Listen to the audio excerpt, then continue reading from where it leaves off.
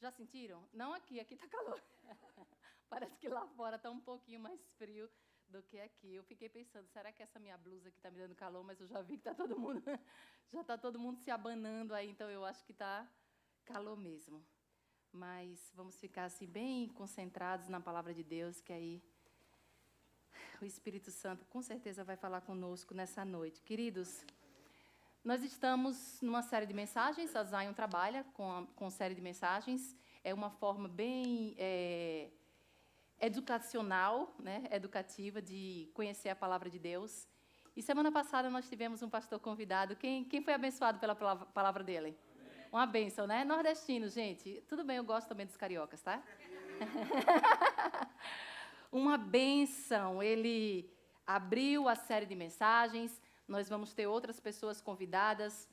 E uma coisa que eu quero falar para você é que nós, quando pensamos na mensagem, na série de mensagens que vamos trazer para a igreja, não é porque outras igrejas estão falando sobre o assunto, mas nós olhamos para o nosso povo e pedimos direção do Espírito Santo de Deus para que aquilo que o povo está precisando aprender, o povo precisa escutar nesse momento, em outubro de 2024, seja uma realidade para a vida de cada um.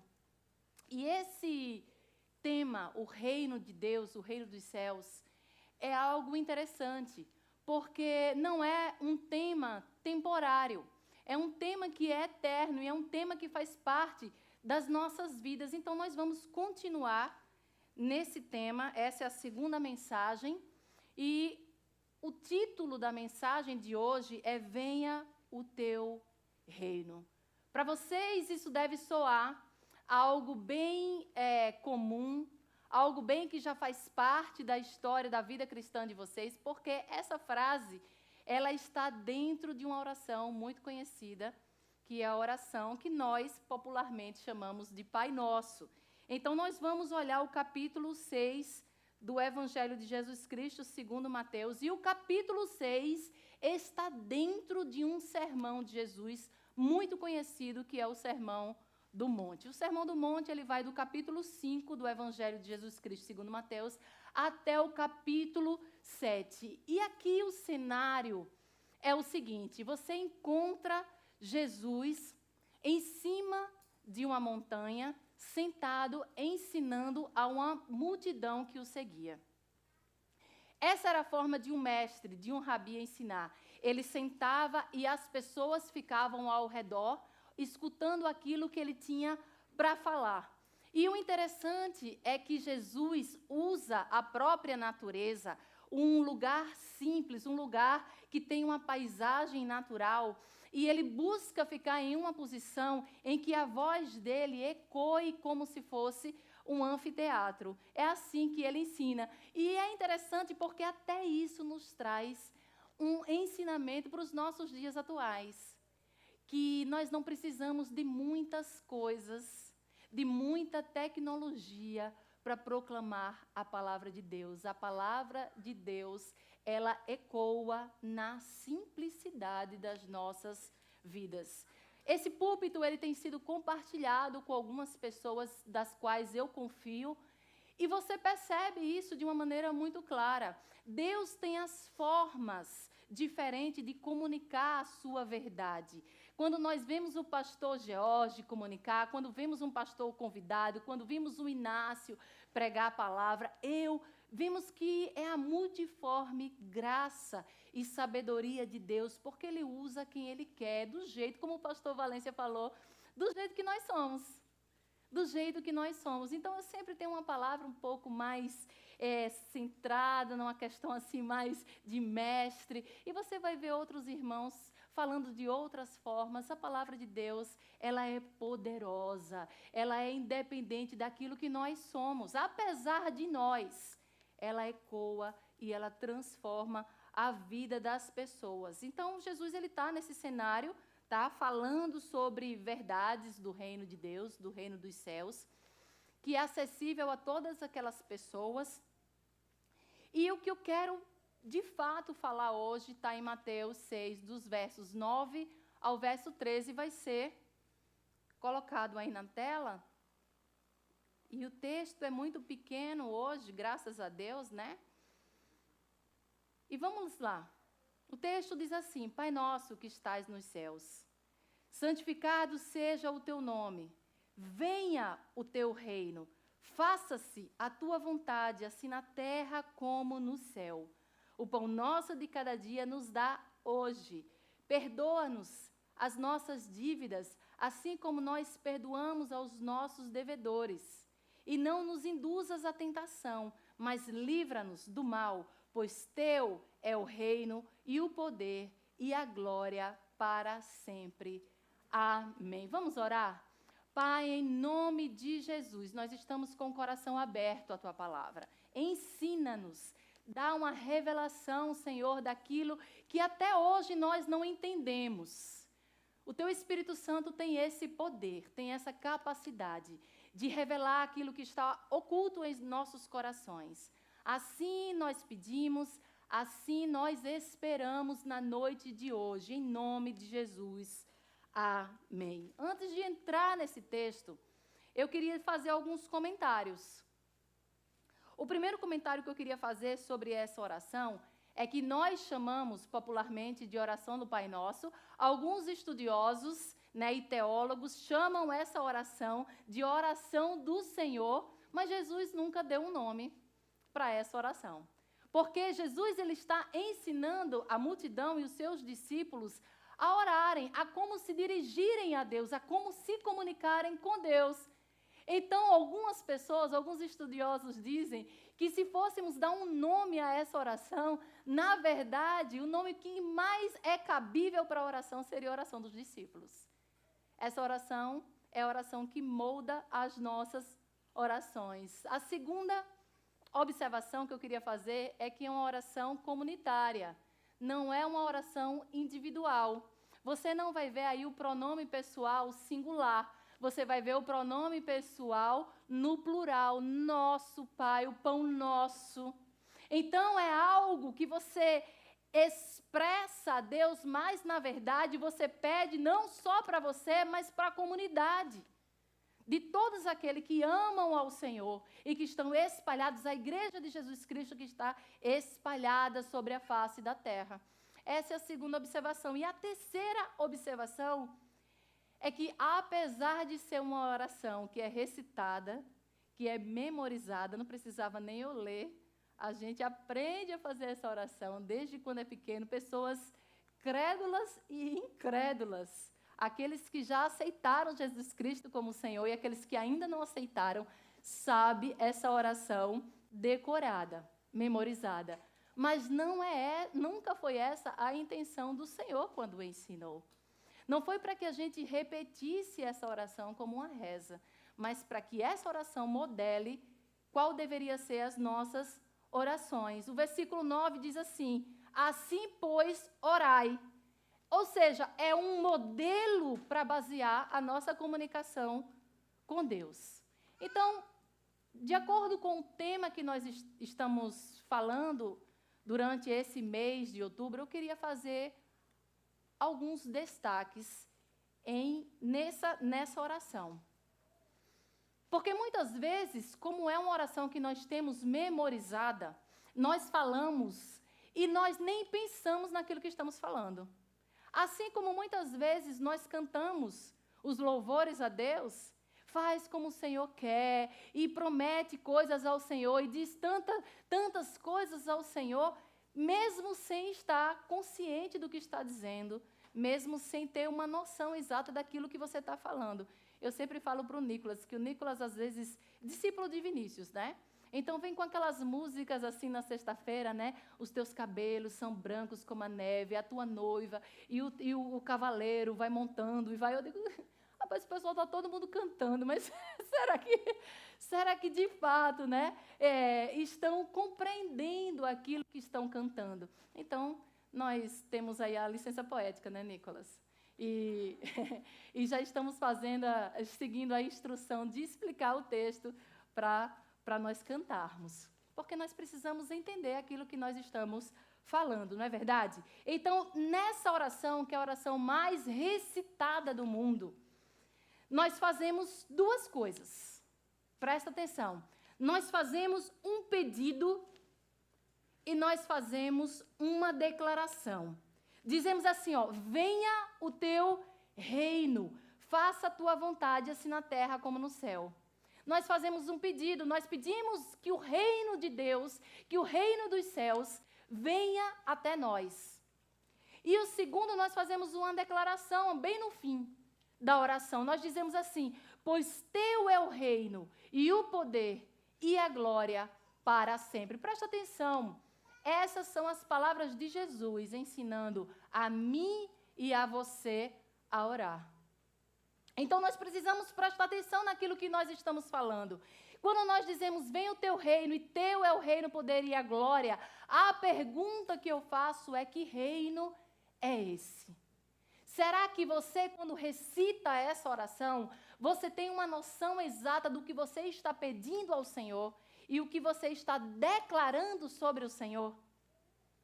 Essa é a pergunta, que reino é esse? E quando nós falamos sobre reino, a palavra reino, no imaginário popular, nós podemos pensar uma série de coisas a partir dos desenhos animados, a partir das séries The Crown e tudo mais que a gente assiste. Nós pensamos em cavaleiros, em espadas, em princesas e até em dragões. Pensamos em tantas coisas. Quando nós vamos para o vocabulário, eu quero citar duas definições para que você entenda o que o vocabulário conceitua o reino. Vamos lá. Primeiro, é um território ou região governada por um rei ou rainha, como um país ou estado monárquico. E segundo, é um sistema de governo em que um monarca exerce soberania sobre o território. Para a gente, nós deixamos de ser monarquia faz muito tempo, e para nós é até difícil ter uma realidade exata daquilo que é reino, mas a Bíblia também fala sobre o reino, e fala excessivamente sobre o reino. Inclusive, queridos, deixa eu abrir um parênteses aqui. Se você puder, durante essa semana, leia todo o Evangelho de Mateus, para você, e comece a grifar quantas vezes a palavra reino aparece na sua Bíblia. Quando você vai para o Antigo Testamento, todas as profecias, a maioria delas, falava sobre um reino, que viria um Messias, e que um reino seria estabelecido, um reino de paz, um reino de justiça, e que um rei com a mão forte governaria. Quando nós falamos, por exemplo, em Isaías, capítulo 9, dos versos 6 e 7, um texto que é muito utilizado no período de Natal. O texto diz assim, porque um menino nos nasceu e um filho nos foi dado, e o governo está sobre os seus ombros, e ele será chamado Maravilhoso Conselheiro, Deus Poderoso, Pai Eterno, Príncipe da Paz. Ele estenderá o seu domínio e haverá paz sem fim sobre o trono de Davi e sobre o seu reino estabelecido e mantido com justiça e retidão, desde agora e para sempre. O zelo do Senhor dos exércitos fará isso. Essa profecia, ela trata de um reino físico, de um reino literal. E por se tratar de um reino físico e de um reino literal, um reino exterior, um reino que de fato vai existir, assim como esse conceito do dicionário, todos os judeus, eles esperavam no tempo de Jesus e esperam até hoje vir esse Messias. Eles não acreditam que Jesus é esse Messias. Por quê? Porque Jesus não governou. No tempo em que Jesus veio, o governo ainda permaneceu sobre o domínio de Roma. Por isso que eles ainda esperam, porque na concepção deles, na realidade deles, Jesus não cumpriu todas as profecias que foram faladas no Antigo Testamento, porque eles estavam esperando que essa profecia aqui se cumprisse naquele tempo. Só que essa profecia, ela fala sobre um tempo futuro, um tempo que virá. Agora, se você, e eu queria pedir um pouquinho de paciência, porque essa parte é uma parte um pouco, daqui a pouco a gente vai fazer a aplicação desse texto, mas só para que vocês tenham uma noção, quando nós vamos começando o livro de Mateus, tá? Esse texto que eu coloquei agora, que é o texto principal, a oração, ela está no capítulo 6. Mas quando você vai para o capítulo 3, você vê lá João Batista falando sobre o reino dos céus. O texto diz assim: arrependam-se, pois o reino dos céus está próximo.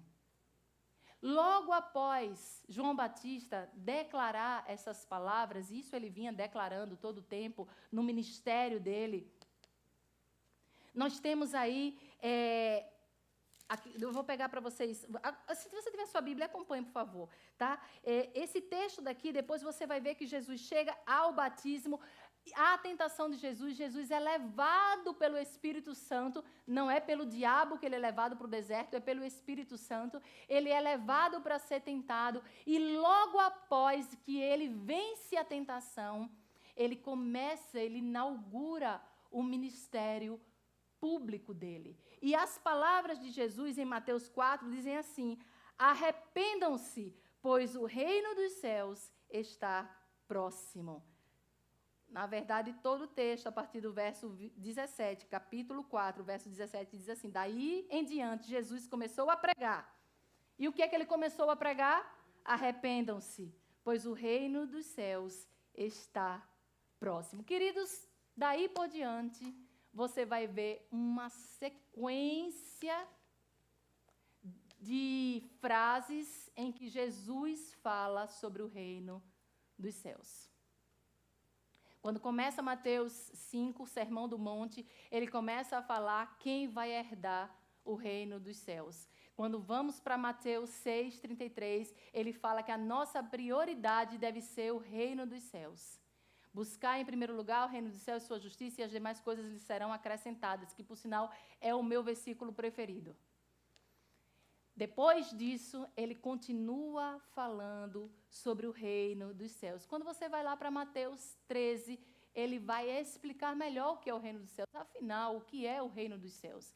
E ele usa 7 parábolas para descrever o que é o reino dos céus. E ele diz assim: o reino dos céus é como um homem que semeou sementes em um campo. Aí ele conta uma história.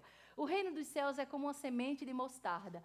Aí ele conta uma história. O reino dos céus é como o fermento que uma mulher escondeu. E assim por diante. Então você olha no todo o evangelho de Jesus Cristo segundo o livro de Mateus.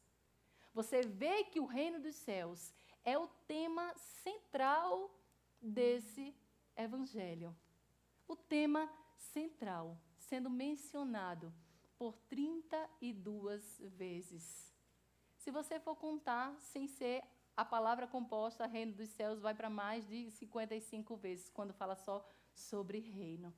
Então, queridos, se Jesus falou tanto sobre o reino dos céus, será que nós não devemos passar uma parte do nosso tempo entendendo o que são essas palavras? Sendo que, quando Jesus fala, é porque é algo que nós precisamos parar e escutar. Aqui quem fala não é um profeta, aqui quem fala não é um discípulo, aqui quem fala é o próprio Jesus. E quando passa toda a obra de Jesus, né, todo o ministério dele, você sabe que ele viveu 33 anos, mas o tempo de ministério foram 3 anos e meio. Jesus vai para a cruz, Jesus morre, Jesus ressuscita ao terceiro dia e ele faz algumas aparições. Todo mundo sabe disso? Sim, por 40 dias, Jesus aparece a vários dos seus discípulos. E sabe o que o texto fala em Atos 1? Vou ler para vocês. Ele foi visto por eles durante 40 dias e estava falando sobre as coisas que dizem respeito ao reino de Deus. Reino, reino, reino. E o que é esse reino? O que é esse reino? O que significa quando nós oramos, venha o teu reino? Teu é o poder, o reino e a glória para sempre. E eu separei 5 significados. Olha, existem livros e mais livros, pregações e mais pregações sobre o reino de Deus. E esse é um assunto que passaríamos... eu até tinha uma sugestão, né? E até dezembro falando sobre o reino de Deus, e aí a gente já inaugura o Natal com o rei chegando, mas eu também tenho um pouco de... minhas coisas são meio de curto prazo, então eu não consigo ficar numa coisa muito tempo. Então, nós vamos passar só esse mês de outubro falando sobre o reino de Deus, o reino dos céus. Mas nós precisamos entender alguns significados, e se tudo que eu estou falando aqui você puder guardar 5 dele, eu já acho que valeu a pena. Vamos lá. 5 significados quando você fala sobre o reino de Deus. Primeiro deles, quando você ora que o teu reino venha, o que você está dizendo é que você está pronto para viver uma nova realidade com o Senhor. Uma nova realidade está lá em Colossenses 1, verso 3. Você lembra disso? Quando o pastor Valência, ele abriu com esse versículo e depois ele já esqueceu, não foi? Todo o PowerPoint, mas ele abriu, e o que diz esse versículo que está lá em Colossenses 1,13? Diz assim: pois ele nos resgatou do domínio das trevas e nos transportou para o reino do seu Filho amado. Significa que nós pertencíamos a um reino, e esse reino era o reino das trevas. Uma das perguntas que as pessoas fazem: mas Deus, sendo um Deus tão bom, Ele mandaria algumas pessoas para o inferno? O que eu preciso dizer para você é que todos aqueles que não aceitaram Cristo como Senhor, eles já estão no inferno. Porque lá no Éden, nós já passamos pela condenação do pecado. O que Deus faz quando Ele envia Jesus, Ele abre um novo e vivo caminho para que a mão de Deus se estenda e tire você de um lugar e passe você para outro lugar. O que aconteceu com aqueles que foram regenerados pela palavra do Senhor, pela semente do Evangelho, pela fé em Jesus Cristo, e isso não foi através das coisas boas que você fez, é que você estava sobre o domínio das trevas, e você foi arrancado de lá e foi levado para o reino de luz. Vocês conseguem compreender isso? Então isso deve nos trazer uma nova realidade. Isso faz com que, uma vez que a gente aceite Jesus como Senhor das nossas vidas, a gente não pode mais viver da mesma maneira. Porque nós estamos diante de uma nova realidade. Essa nova realidade também é viver com a presença constante de Deus sobre sua vida. Então, muitas vezes, queridos, na nossa vida, quando nós estamos passando por tribulações, nós estamos passando por momentos difíceis, nós até sentimos mais a presença de Deus do que nos momentos de bonança.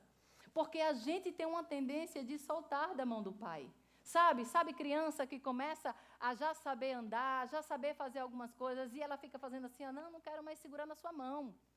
Você tira por adolescente. A adolescente não quer mais segurar na mão do pai e da mãe.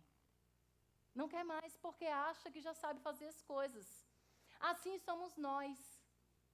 Mas ainda que você não esteja mais sentindo a presença de Deus na sua vida, e isso, todos nós passamos por esses momentos em que a gente acha que o Senhor esqueceu de nós, eu quero dizer que, na verdade, Deus está presente, independente daquilo que você sinta.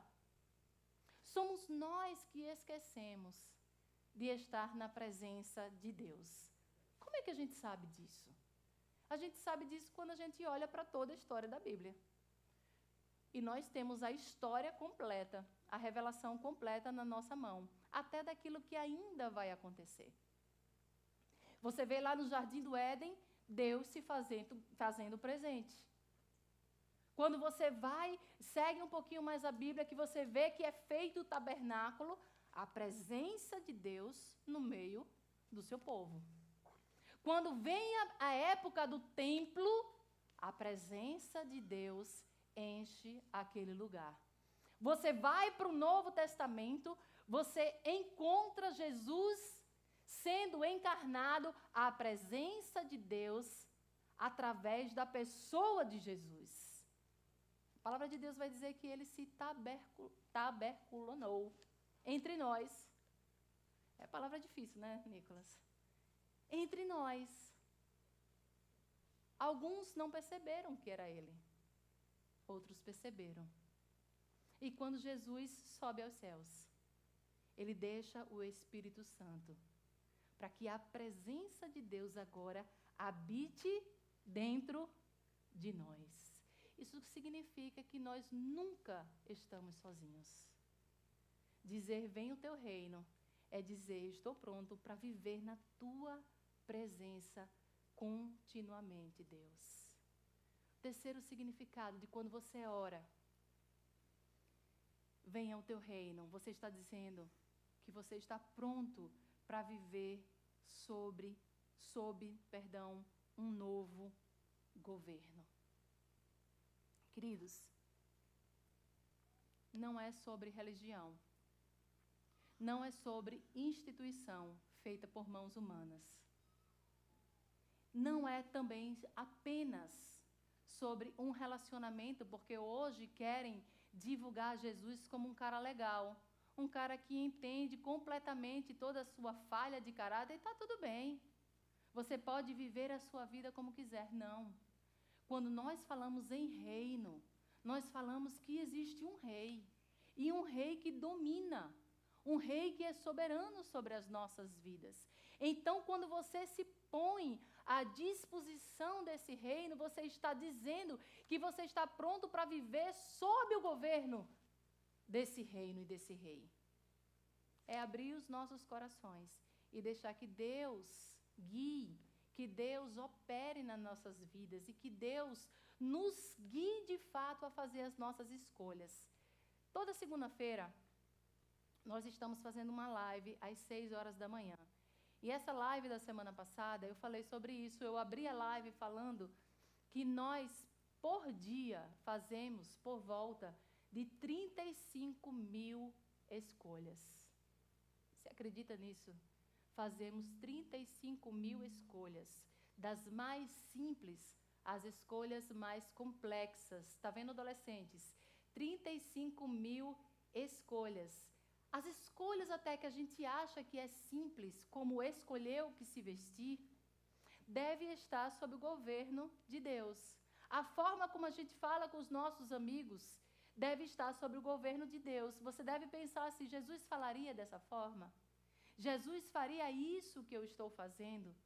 Então, estar sob o governo de Deus é deixar que Deus molde a nossa vida e escolha os nossos caminhos. E todos os dias nós somos tentados a fazer as nossas escolhas por nós mesmos. Todos os dias nós somos tentados a dizer assim, não tem problema não. Não, isso daqui, ninguém está vendo.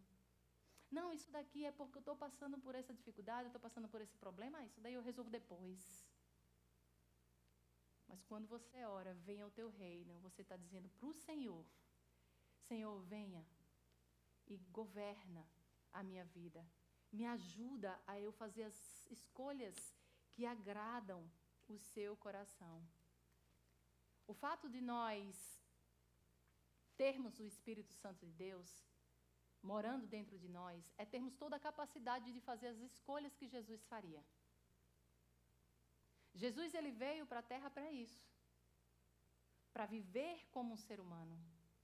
Para passar pelas tentações e vencer cada uma delas. E ele diz assim, olha, no mundo vocês terão aflições, mas tende bom ânimo porque eu venci o mundo. Eu consegui vencer. Então, o mesmo Espírito que guiou, o mesmo Espírito que levou Jesus para passar pelas tentações, é o mesmo Espírito que habita dentro de nós e nos dá capacidade de fazer as escolhas certas. Preste atenção nisso. Quantas vezes nós falamos que cremos em Deus, cremos no Senhor, mas vivemos como se Ele não existisse, tomando conta da nossa própria vida e fazendo aquilo que a gente acha que é correto, e fazendo aquilo que a gente também acha que é errado, mas está tudo bem, porque ninguém está vendo, ou porque é a minha condição atual de fazer aquilo que é errado. Mais do que crer, nós devemos viver de uma forma diferente. O quarto significado, preste atenção nisso. Nós devemos viver com esperança de um futuro. Será que a igreja contemporânea, Será que nós que formamos a igreja do Senhor, nós vivemos nessa expectativa do retorno de Jesus? Será que no dia em que nós acordamos, no mesmo momento em que nós acordamos, qual será o nosso primeiro pensamento? Poxa, eu tenho que correr rápido, eu tenho que trabalhar, eu tenho que fazer hoje $200 no mínimo por dia, porque senão a conta não vai fechar. Ou será que a gente pensa, Senhor, nós estamos aguardando, nós estamos ansiosos pelo seu retorno. Volta, Jesus. Volta, Jesus. Nós somos um povo, queridos. Somos um povo que devemos esperar ansiosamente pelo retorno de Cristo e pelo estabelecimento do seu reino físico, de forma visível, definitiva, aqui na terra. Um tempo em que nós temos a certeza, porque a Bíblia nos informa isso, que todas as coisas serão restauradas. E que nós iremos viver com o Senhor nesse tempo, não só como agentes passivos, mas como co-herdeiros do reino de Deus. Nós teremos uma participação ativa nesse governo. E nós podemos falar sobre isso depois. É outra série que nós devemos falar. Você deve viver com essa expectativa do retorno de Cristo. Essa é a esperança do cristão, que não importa o que aconteça nessa terra, nós somos um povo que tem esperança, porque nós temos um futuro com Cristo. E o quinto significado, e esse mais importante. Por que mais importante? Porque é algo que depende de nós, totalmente. Totalmente. E é algo que nós esquecemos diariamente. Quando nós oramos, venha o teu reino. Nós estamos dizendo para o Senhor que queremos viver com propósito. Nós queremos engajar em sua missão. Nós queremos fazer parte daquilo que o Senhor está fazendo nesse lugar. Não é à toa que você está aqui em Orlando, participando dessa igreja. Não é à toa. Viva com propósito. O Senhor não nos chamou para a inércia. O Senhor não nos chamou para ficarmos sentados no banco. O Senhor nos chamou para nos engajarmos em sua missão.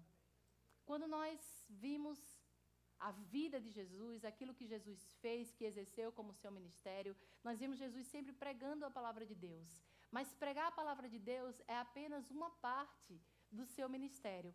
Quando você lê lá em Mateus 9:35, o texto vai dizer que Jesus percorreu toda a Galileia, ensinando em suas sinagogas, pregando o evangelho do reino e curando todo tipo de doenças e enfermidades entre o povo.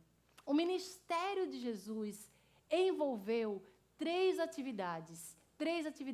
Ele pregou, ele se envolveu com o evangelismo, ele pregou a palavra de Deus, as boas novas, ele fez a proclamação da boa notícia, que é a salvação na pessoa dele.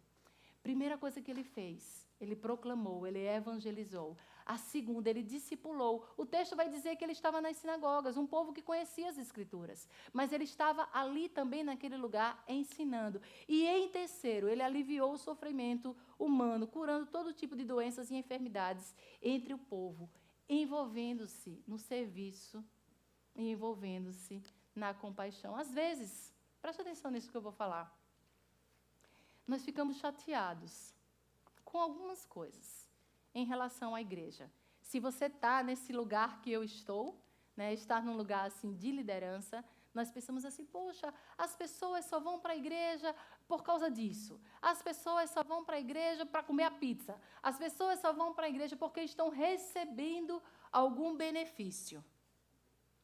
Mas quando você olha para o texto bíblico e você vê Jesus alimentando a multidão, Jesus curando todo tipo de enfermidade, isso significa dizer que ele estava entrando em todos os lugares em que havia algum sofrimento, Então, esse é também o papel da igreja. Aliviar a vida das pessoas que chegam até nós. Você sabe, que coisa interessante. Recentemente, queridos, eu digo para você, não tem 2 semanas, isso que eu vou falar aqui. E eu posso falar porque a pessoa não vai, com certeza, escutar essa live. Também não vou falar nome e vocês também não vão saber quem é. Mas uma pessoa estava me dizendo que fazia parte de uma igreja em outro lugar, em outra região, e ela disse assim, olha, eu ia por causa da comida. E eu fiquei pensando, gente, um país desse, que tem comida para tudo quanto é lado, a pessoa ainda ir para a igreja por causa da comida, é algo que você fica pensando. E eu já ouvi várias pessoas da liderança dizer assim, a gente não vai fazer mais isso não, é só despesa, porque o pessoal só vem para fazer isso e para fazer aquilo. Mas quando você olha para o ministério de Jesus, um dos pontos fortes, e ele só fez tudo o que ele fez, todos os milagres que ele fez, porque foi através da compaixão. Ele olhava para o povo, ele olhava para a multidão, e a palavra de Deus vai dizer que ele sentia compaixão. Ele não queria simplesmente pregar o evangelho, mandar todo mundo embora. E, se quiser que vá arrumar uma forma de comer, se quiser que vá encontrar uma forma de vestir, de satisfazer as suas necessidades. Não, ele fazia parte de ser, ele fazia questão de ser a solução, parte da solução daquele problema ali que estava na multidão. Então, esse é o convite que ele faz a nós, que nós sejamos também parte da solução do problema das pessoas. Essa também é a missão da igreja. E se eu pudesse citar, e já estou 40 segundos atrasada aí, se eu pudesse citar várias pessoas, figuras cristãs, pessoas que eram grandes pregadores da palavra de Deus, evangelistas, missionários, mas que não só ficaram proclamando a palavra, não só ficaram pregando a palavra de Deus, mas se envolveram na missão. Um deles eu já falei, inclusive, aqui na igreja, talvez há 2 anos atrás, que é George Miller. Quem já ouviu falar em George Miller? Levanta a mão, só para... Eu acho que o Inácio já, você não está lembrado, mas quando eu falar você vai lembrar. George Miller, ele era uma pessoa que não nasceu num lar cristão. Então, durante toda a vida dele, toda a adolescência, ele fez várias coisas erradas, se envolveu de tudo que é coisa errada que você puder imaginar. Num dia chamaram George Miller para uma casa, assim como eu na mesa, ele ouviu a palavra de Deus, ali ele foi tocado pelo Espírito Santo, se converteu e começou a ser pastor, depois de estudar, de uma igreja local. Mas não só isso, ele teve um chamado também para ser evangelista e teve um chamado para ser missionário, mas também não só isso, ele começou a fundar vários orfanatos para que crianças que passavam por situações de risco, fome, miséria, abuso e maltratos e todas as outras questões pudessem estar num alívio de seu sofrimento. Então, ele começou a colocar em sua própria casa 30 crianças e aquilo foi se espalhando na vizinhança. Ele precisou passar para um prédio, depois um prédio não era mais suficiente, teve que construir mais outro prédio, assim foram 5 prédios. Depois de 5 prédios, foram milhares e milhares de crianças. E sabe como esse homem é conhecido? Ele é conhecido como um homem de fé. Porque muitas vezes a gente pensa assim, olha, Thaisa, se eu tivesse dinheiro, eu faria algo desse jeito. Eu faria algo assim. Se eu tivesse dinheiro, eu poderia me envolver em obras sociais, nos projetos sociais e todas as outras coisas. E eu sei que cada um de vocês tem algo no coração. Não é verdade? Diante da sua própria história, tem algo que você gosta mais de se envolver. Se você é alguém que tem na história da sua família histórico de droga, você quer livrar, né, fazer parte da reabilitação dos drogados. Se você tem na sua família histórico de abuso, você quer se envolver nessa área. Se você tem na sua família histórico de pobreza, você quer se envolver nessa área. E por aí, Deus vai usando as nossas dores para que a gente seja parte da solução do problema de alguém que passa pela mesma dor. Mas a gente fundamenta isso em ter ou não ter condição financeira. E esse homem, esse George Miller, ele é conhecido pela fé que ele tinha. Em um determinado momento, ele não gostava de pedir doações. Então, num determinado momento, essas crianças não tinham absolutamente nada para comer. Ele senta todas as crianças no refeitório, com os pratos e talheres e copos na frente das crianças, e começam a orar pela provisão do Senhor para aquela refeição. Só que ele não tinha absolutamente nada na geladeira, nada na despensa. Quando, de repente, a porta bate e ele abre, era um padeiro. E o padeiro diz, olha, o Senhor me acordou de madrugada e pediu para eu fazer fornadas extras de pães, e aqui estão os pães. Ele agradece, as crianças glorificam a Deus, e aquelas crianças já estão ali com os pães nos pratos, quando de repente a porta toca mais uma vez, e ele vai abrir. Agora era um leiteiro. O transporte que fazia, né, do leite enguiçou, e ele precisava meio que doar aquela quantidade de leite, porque iria se perder no trajeto. Daqui que aquele transporte fosse consertado, não seria mais possível fazer uso daquele leite. E todo aquele leite é doado naquele dia, naquele momento, para aquelas crianças que estão ali no orfanato. A provisão do Senhor. E essas histórias de George Miller ficaram famosas. Se você buscar no YouTube, você vai ver. E eu digo para você, faça isso. George, assim como o pastor George Miller, M-U, com aquele apóstrofe assim em cima. São histórias de fé, de pessoas que entenderam seu propósito de vida e não se limitaram a coisas em que nós podemos ver com os nossos olhos naturais, mas que nós vemos com os olhos espirituais. Porque o mesmo Deus que nos chama é o mesmo Deus que dá a capacidade. Nós precisamos crer de fato nisso, que nós pertencemos a esse reino. Esse reino que tem um rei, que é forte, que é dono de todas as coisas.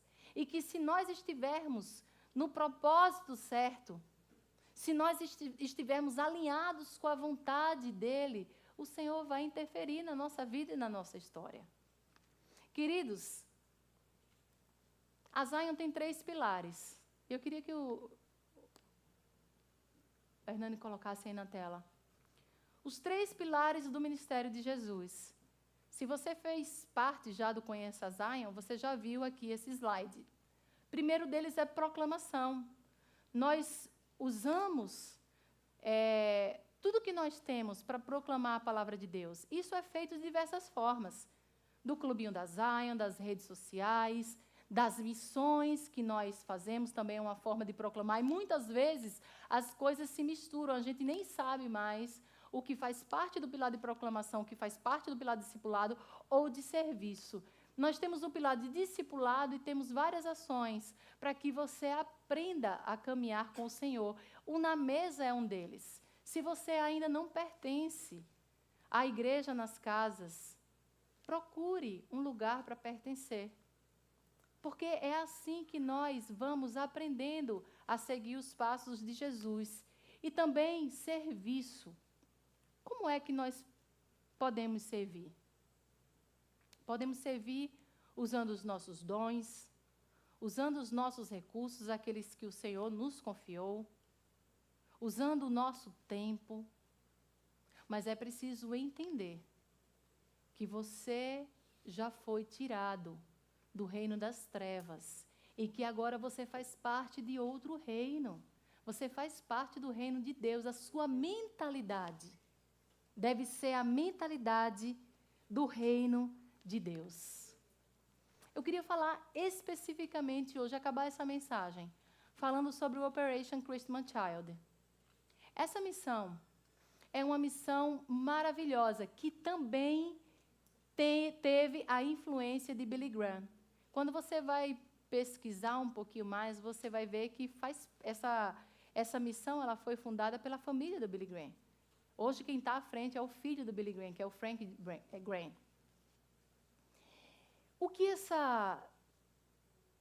exatamente essa missão faz? Ela distribui caixas de Natal ao redor de todo o mundo. Queridos, essa é uma forma de proclamar a palavra de Deus, mas não só proclamar. Também discipular aquelas crianças ali que aceitam Cristo como Senhor, elas são discipuladas. E também é uma forma de nós irmos lá, ser parte da solução do sofrimento daquela criança. Estamos em um país em que podemos comer com $1, podemos comprar brinquedo com $1, podemos comprar roupas, calçados, ganhamos móveis, ganhamos todas as coisas. Queridos, nós somos ricos, ricos. Eu tenho certeza que todas as pessoas aqui, todas, têm mais do que um par de calçados. Todos nós. Então, nós devemos sermos esse tipo de agente do reino de Deus. Eu queria encerrar, tá? Depois eu vou chamar a Rose vai falar um pouquinho sobre as caixas de Natal. Eu queria encerrar com o Salmo 146, verso 7, que diz assim, preste atenção, que essa é a palavra do Senhor para mim e para você. Isso é um apelo final. O Salmo 147, verso 7 diz assim, Deus faz justiça ao oprimido. Você sabe como Deus faz justiça ao oprimido? Através da sua vida. Você é braços e mãos do Senhor aqui na terra.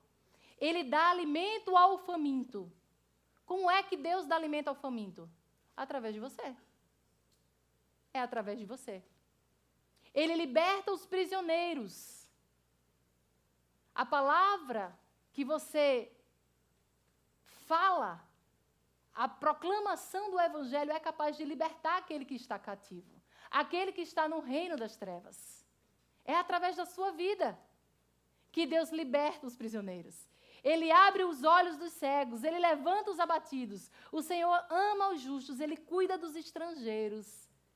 Sabe como Deus cuida dos estrangeiros? Através de nós. É através de mim e através de você. Em seguida, diz no verso 10, o Senhor reinará para sempre. Seu Deus, ó Sião. Você sabe que Sião é Zion.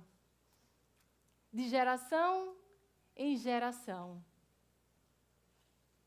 A pregação da palavra de Deus, a pregação do Evangelho precisa ser seguido de obras. Não são as obras que nos salvam, mas é porque nós fomos salvos, que nós fomos chamados para fazer a obra do Senhor. Determinado pastor falou essas palavras. Não posso dizer Pai na oração, se não demonstro esse relacionamento em minha vida. Se de fato Deus para mim não é Pai.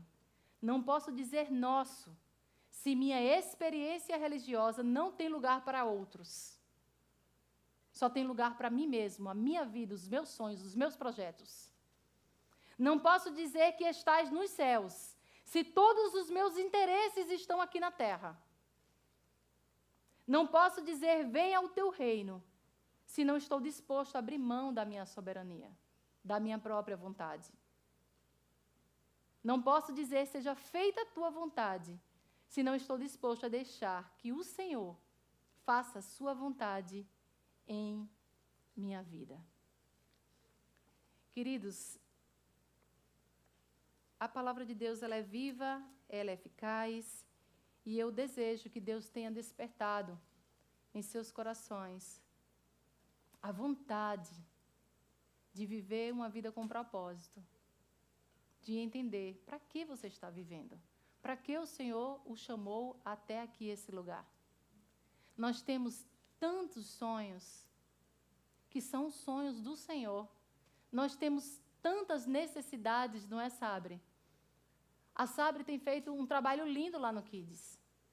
Um trabalho sério, de pregar a palavra de Deus. Uma dificuldade gigante porque não tem pessoas que fiquem na escala como professores. Então, o tempo inteiro ela está ficando. Tem outras necessidades. Eduardo está sozinho também, ali no Brasa, nos adolescentes. Projetos sociais, tantos outros sonhos que nós temos. Eles não estão engavetados, mas eles não estão empoderados como eles poderiam estar. Se você se levantasse e você dissesse, eis-me aqui, usa-me. Não espere as coisas da sua vida estarem organizadas para servir ao Senhor de todo o coração. Não espere. Porque é que eu digo uma coisa para você? Nunca vai estar do jeito que você quer. Nunca vai estar. Dentro do ser humano existe uma ânsia de mais. Se você consegue tal coisa, você quer mais. Se você consegue um carro, você quer mais. Se você tem uma conquista, você quer mais. Agora é isso, agora é aquilo. E você vai esperar até quando? Você foi comprado pelo sangue de Jesus para viver uma missão.